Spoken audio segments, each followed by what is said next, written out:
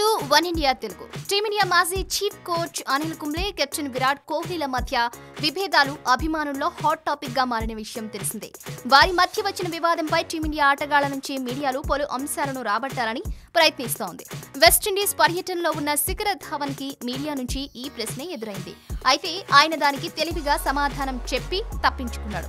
తాను అనిల్ కుంబ్లే శిక్షణలో ఎక్కువగా భారత్ జట్టుకు ఆడలేదని ఆయన తెలిపాడు. దీంతో తాను ఈ విభేదాలపై ఏమీ మాట్లాడలేనని శిఖర్ ధవన్ అన్నాడు.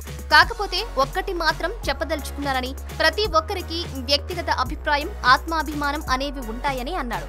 అనిల్ కుంబ్లే, కోహ్లీ, ధోని ఇలా ఎవరి పేరు చెప్పుకున్నా అందరూ భిన్నంగానే వ్యవహరిస్తారని అన్నాడు. ప్రస్తుతం శిఖర్ ధవన్ మంచి ఫామ్ లో ఉన్నాడు. Thanks for watching one India Telugu. For more details keep watching one India Telugu. Please like and share. Don't forget to subscribe. Thank you.